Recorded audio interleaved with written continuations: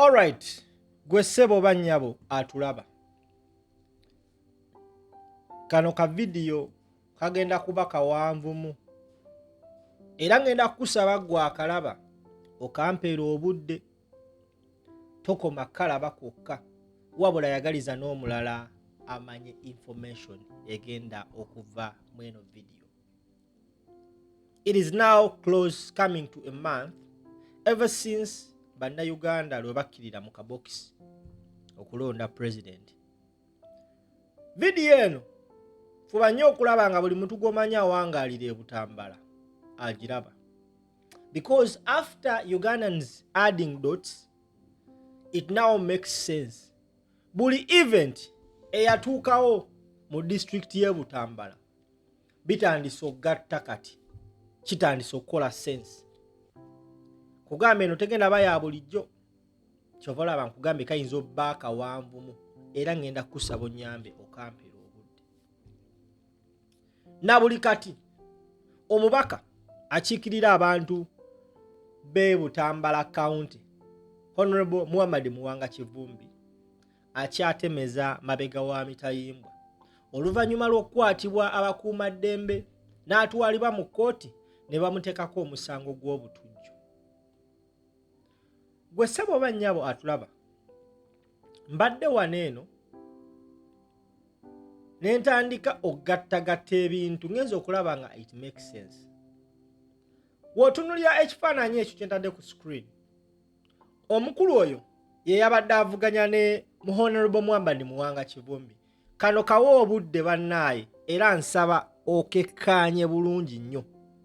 Omwami oyo yabadde avuganya Honorable Muwanga Kivumbi era akakiiko k'ebyokulonda gwe kalangiriridde nti ye yawangula ekifo kya Butambala County alinda kulayira.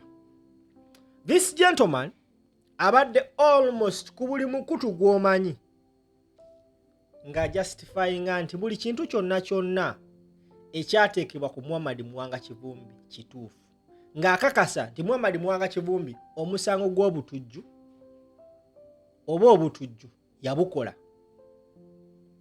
Kiba kitegeeza Honorable Muwanga Kivumbi yatugumbula, yatta abantu nga bwe bamutaddeko emisango gy'obutujju. This gentleman abadde nga justifyinga ku clips z'endabye ku mikutu egy'enjawulo okuva lwe yawangula abadde ajja akyazibwa nga akkaatiriza omusango gwe batadde ku Honorable Muwanga Kivumbi. E Butambala eyo gwe ssebo bannyabo atulaba waafa abantu abasoba mu 10. Abantu abasoba mu 10 nga baafiira mu maka ga Muwanga Kivumbi eyakwatibwa. Now it has started making sense after finding out nti that gentleman gw'olaba awo eyawangudde akalulu ako muganda w'omwami oyo gw'olaba ku screen. Omwami gw'olaba ku screen amannya ge bamuyita Ramadhan Gobi. Ramadhan Gobi gwe ssebo oba nnyabo atulaba ye permanent secretary wa Ministry of Finance, Planning and Economic Development. Ye secretary to Treasury of the Republic of Uganda. Mu bufunze omwami oyo gw'olaba ku screen muganda w'omubaka eyalondeddwa e Butambala. Abo boolaba ba Luganda. They are brothers, blood brothers, same mother, same father. Ramadhan Gobi yateekateekera ministry y'ebyenfuna mu Uganda. Ramadhan Gobi ye muwanika weddene wa ssente za Uganda, ye muwanika azini omuwanika gwakategero kategedde akasente k'eggwanga Uganda. Omukulu oyo yakali wakati nti ministry weti yetaga sente bweziti ono yazikwata naziwa ministry ye muganda woyo. So Muwanga Kivumbi yabadde avuganya n'omusajja atali wa bulijjo. We all know we all know. Gwe andaba oba tokitegedde kiyinza okutwalira obudde otegeera. Muwanga Kivumbi abadde alwanagana n'abasajja ab'amaanyi state machinery. Lwaki ngambe bwentyo? Oyo omwami ebbanga lyamaze nga akatiriza nti Muwanga Kivumbi yenyigira mu butujju bamussaako yandimumaze nga ajaganya, naye abadde talina time ejaganya because kibadde kyetaagisa okugyawo stumbling block eyinza olemesa obuwanguzi bwe bamulangiriridde, such that right now Muwanga Kivumbi ali mu kkomera, talina busobozi bugenda mu kkooti whatsoever because enjege yatuuka e Butambala nga yakagwawo. Yavayo n'agamba nti DR forms zange zonna nzirina era nkakasa nawangula omwami oyo. Wayitawo ennaku ntono nnyo nga tanaba nalangirira nti agenda mu kkooti. Muwanga Kivumbi bakeera muvu bawuwe ne bamutwala mu kkomera. Wayitawo ebbanga ttono bamutadde mu kkooti ne bamuteekako ogw'obutujju. Right now talina ngeri yonna whatsoever asobola genda mu kkooti. Omukulu ye bamugazeti nze dda mu National Gazette. Kivumbi avundira mu kkomera. Muna Butambala njagala owulirize vidiyo eno. Abantu batandise picking interest mu story ye Butambala.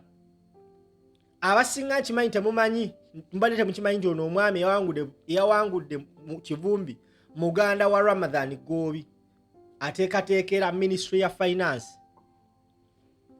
Sente badde tokomoka mu kibibi rather mu Butambala omwo. Sente badde tokomoka mu Butambala gwe ssebo oba nnyabo be baana baliwo. Abasajja basasula buli omu because nabo bakimanya gwe bagenda okwenganga si wa bulijjo era gwe omulimu bagukolanga bakozesa sente na all NRM apparatuses okulabanga bavuunika Muwanga Kivumbi kudimwa. Wabula bakizula ku last nti mutuufu akasajja kabalemereredde and they had to put up a scene. Ekyennaku nti yagwa mu maka ga Muwanga Kivumbi, ekyennaku nti scene eno yatwaliramu obulamu bw'Abannayuganda nagambye ogenda kawa obudde kagenda bakawanvu. Now oluvannyuma lw'Abannayuganda otandika ogatta dots emu ku emu ku nsonga eziri mu ggwanga Uganda. Bannayuganda batandise obuuza ebibuuzo nga bayita ku mukutu gwa X. Omuntu gwensinga osaasira ye spokesperson wa Uganda Polisi amanyikibwa nga Rusoke. Rusoke yavaayo n'akola statement ng'agamba nti abantu abakwatibwa mu njego eyagudde e Butambala si batuuze b'e Butambala. Kigambibwa nti baaleetebwa okuva mu bitundu ebyenjawulo okukozinga havoc ng'agezaako shiftinga goalposts bazizze ku Muwanga Kivumbi. Now Bannayuganda batandise okozesa omukulu gwa X okutandika obuuza kajojijoji w'ebibuuzo eri omukulu amanyikibwa nga Rusoke. Bagamba owaaye tubuulire. Ono agambye bamuyita Peter Ekakoro agambye but IGP Uganda Police at Mr. Kituma at Uganda Police, people are murdered in cold blood. Not even a police investigation, let alone arrest of the murderers. Abagambye nti abantu battibwa e Butambala. Battibwa e Butambala. Temwateekinga even any investigation.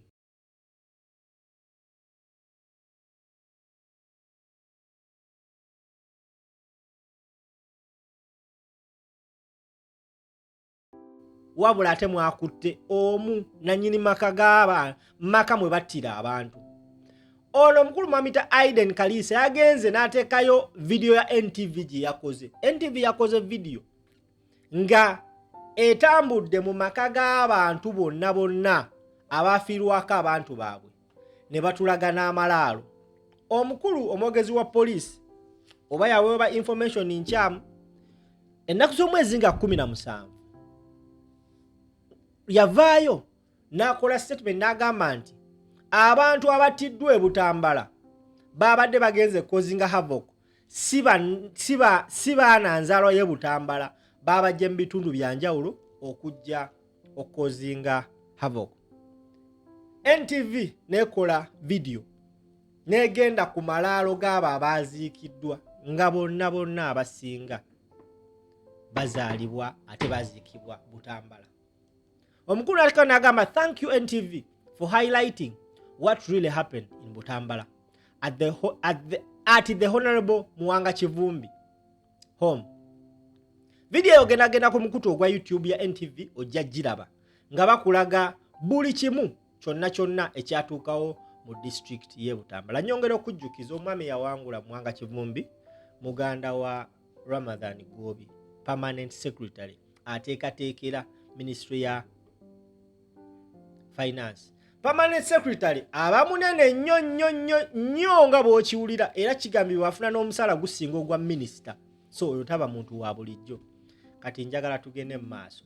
Kituma Rusoke olwamutadde ku Kuntandaalo abaana bamusabudde. Na waliwo omulala bamuyita Jime Kiberu ono ne Museke. Abaana b'emmamba muli bagezi.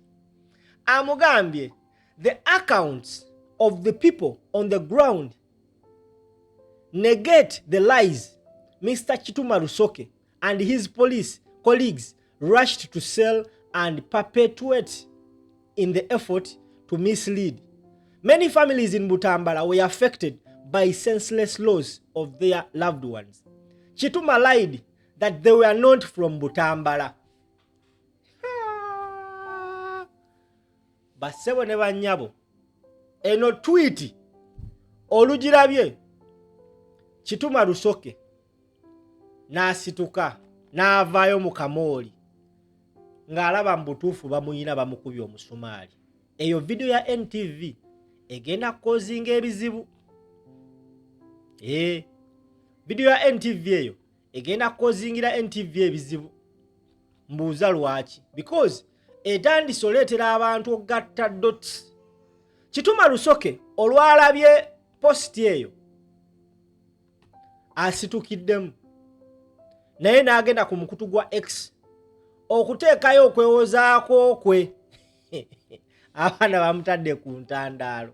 Agambye eki? Njagala owulirize omwogezi wa Polisi. Eno official X account ye. Eno official X account ya Kituma Rusoke. Njagala owulirize byayogedde abantu bamutadde ku Kuntandaalo. Wuliriza.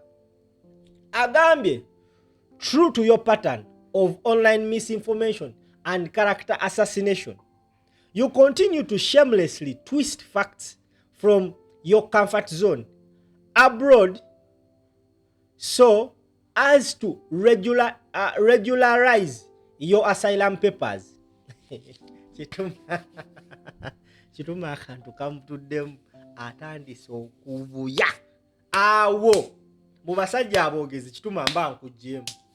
Omusajja amugambe nti walimba eggwanga nti abantu abattibwa ekibibi tebaali batuuze be Butambala. Vaayo kakase eggwanga. Naw Kituma mu kifo ky'okujja ne facts atandise n'agamba byoyogera byonna bituufu byojja ku online ebitali bituufu. Byonna byoyogera byojja ku online si bituufu. Mwagala kuttattanya kitiibwa kyange nga we mwongera okukyusakyusa ensonga nga muziteeka mwe muzaagala okusobola okufuna empapula okusigala ebweru. Azeemu abantu abali mu diaspora batabukidde Kituma naye abatabukidde.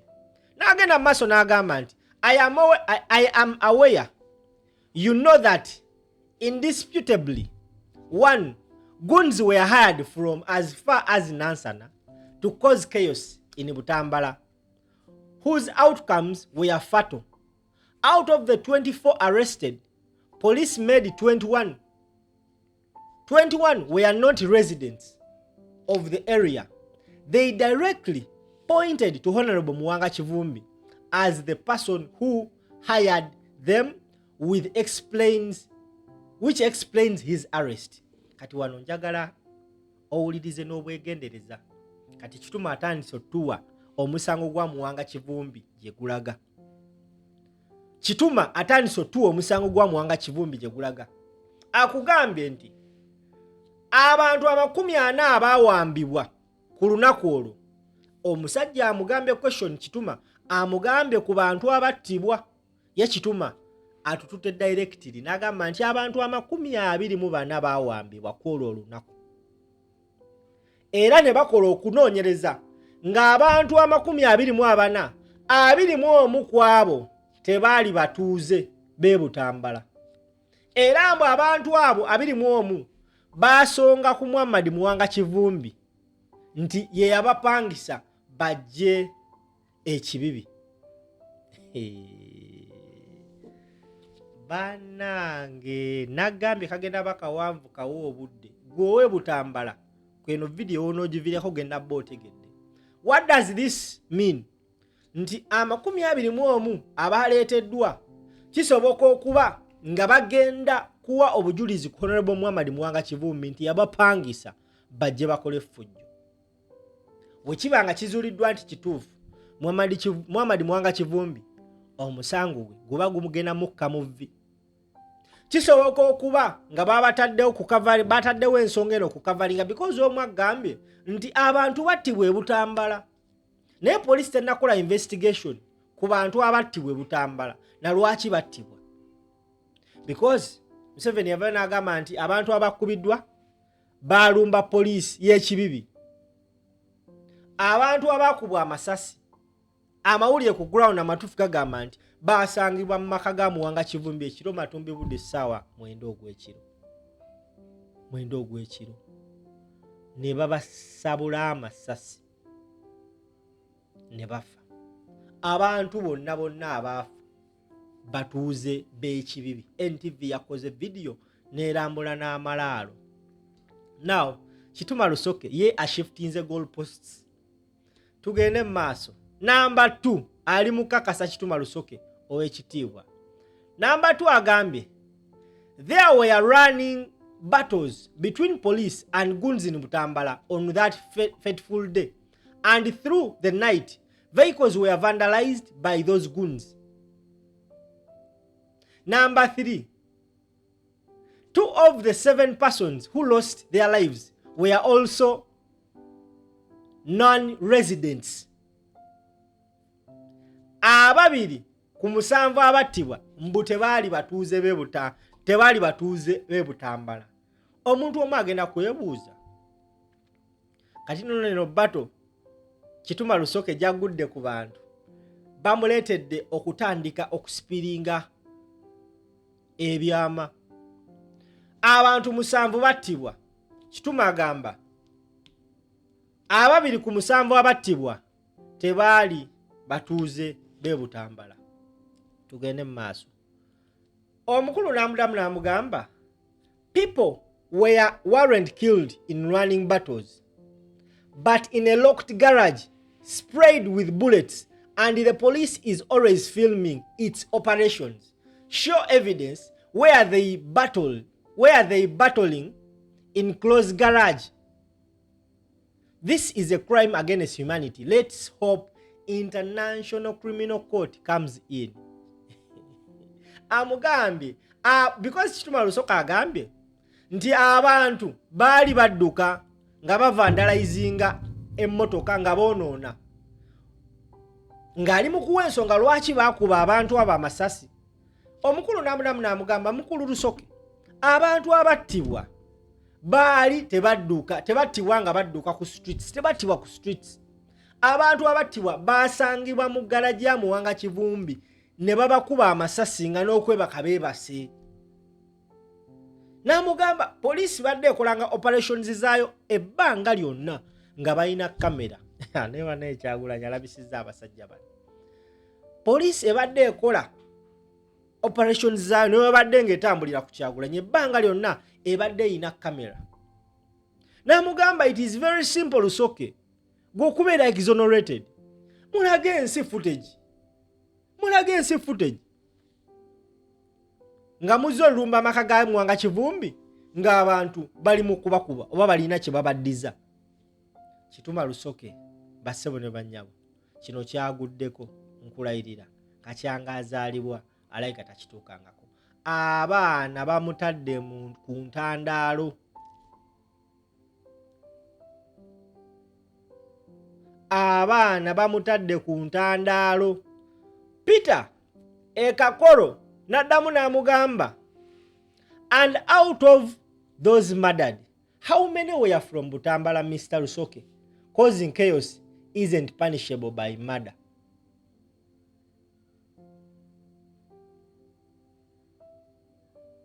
Ono n'amugamba, to make matters worse, of all the 7 people that were murdered that day, 5 of them were girls, baali bakyala.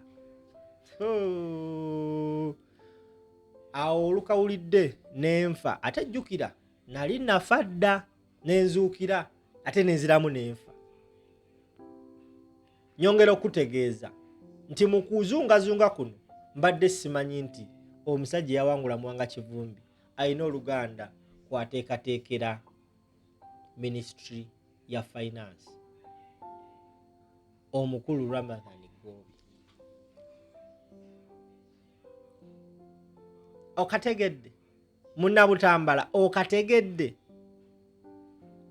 Nze kyensaba kiri kimu, Muwanga Kivumbi statement gye yakola nti alina cameras ku nnyumba ye, nsaba busabi aleme kubanga teyayogera bwogezi just kusanyusa kutukyamusa.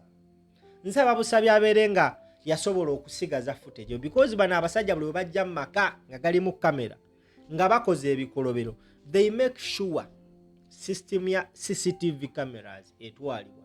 Kyebakola ne Wakyagulanyi nti ne obanga ogenzo lopa, you don't have proof.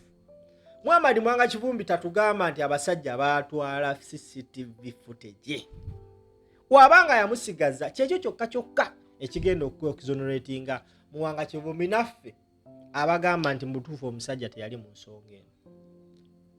Tuwabadde tuli awo, omusajja omukulu alina n'envi mu kabina amanyikibwa nga Nsibambi n'avaayo n'ayogera ebitakwatagana. N'engamba mu butuufu tutuusewa mu ggwanga lyattu Uganda. Mu butuufu wootuuka ekibibi n'abantu abaali bawagira abasajja baneeno nabo abamu batuse ne bagamba naye mu butuufu this was not called for. 7 people murdered, shot bullets, ne bafa. Mutuufu ne wekaba kalulu ng'okaagala tosobola tuuka ku extent ekuba muntu sasi n'afa. Kati ffe tukyalina n'obutambala ate eriyo essembabule, embooko, amasasi na buli kimu be baana baliwo. Bakuba abaana besembabula embooko ng'abakuba ente. Yene embeera gye tuli mu gwessebo bannya batulaba. Okategedde bwe twogerera essaawa zino Muwanga Kivumbi afeesinga omusango omunene ennyo. Afeesinga omusango omunene ennyo era gwe ndowooza nti bano abasajja bateekateeka okulaba nga gumukka mu vvi. Mbuuza batya gwe sseba ndaba nkuddemu. Mu statement ya Kituma Rusoke agambye mbu I'm aware you know that goons were hired from as far as Nansana. Uliriza. Goons were hired from as far as Nansana to cause chaos in Butambala, whose outcomes were fatal. Out of the 24 arrested, police made 21. 21 were not residents of the area. They directly pointed to Honorable Muwanga Kivumbi as the person who hired them, which explains his arrest. First and foremost, nze nga nzero ya ataasoma atalina bitabo, njagala kusooka teekawo statement yeno. Waliwo etteeka erikugira nze omwana enzaalwa y'ekkulambiro okugenda n'embeera emubende. Waliwo etteeka erikugira omuntu eyesimbyewo okuyita okuleeta abantu abava e Nansana okugenda okumuyambako okumaaninga akalulu, because there are so many people ba agents abagibwa e Kampala ne batwalibwa e Kapicolo, Akoboko, Tirinyi okumaaninga akalulu k'abakulembeze baabwe. Waliwo obuzibu. ono musajja wensingidde okutiira mu statement ye agambye nti 24 arrests. Out of the 24 arrests police made, 21 were not residents of the area. They directly pointed to Honorable Muwanga Kivumbi as the person who hired them, which explains his arrests. Bano abasajja ku kyendabye bali willing okukozesa abantu bano 21 okulumiriza Muwanga Kivumbi nti yabaleeta bakozinge havoc, because anagambye they were running battles. Munamba tunagamba there were running battles between police and goons in Butambala on that fateful day, and through the night vehicles were vandalized by those goons. Bebano abiri mu abana bagambye ambu abavuddeyo okugamba nti Muwanga Kivumbi yabapangisa bagende ekibibi bakozinga embeera ezo. Okategedde. So tuzenga tulaba abantu abaparedingibwa okuwa obujulizi ku bantu abamu, naye nga ffena tukimanya amazima. We all know the truth. Abantu abo sometimes babeera paraded papasiri kubaako gwe balumiriza, kizze kikolebwa, tuzze tukiraba. Naye munnaye ekisinga okwewunyisa, society yakyukamu, tutandika okugattagatta dotisi nunnu ebyaddala. Abantu beebuta abaana ku X kye bakoze kituma Rusoke. Mukama Katonda yasinga omumanya, nze gye mbijje ne ŋŋamba tesobola butabawa luno. Akategedde kansubire nti ofunyemu amakulu. Vidiyo ebadde ya dakiika 26. Sitera kukola vidiyo mpanvu nga zino. Nyongera okusaba ogitambuze. Nga mmaliriza, gwe wenna alina bizinensi ng'owulira egaanye tetambula, tolina bakasitoma ba clients babuze, ennamba gy'olaba wansi awo tuweereze ka WhatsApp message otugambe bannaaye njagala kulangirako wano eno nfune ku ba clients. Tuyina abalabi ku guno omukutu abagagga abalina ku ssente. Otunda mataka, otunda ngoye, otunda mmotoka, oyina bizinensi yo gireeta tugirange. Oyinza ofunako kuno ba clients buli lunaku abasoba mu 10 ne bakuwagira. Weebale nnyo kubanga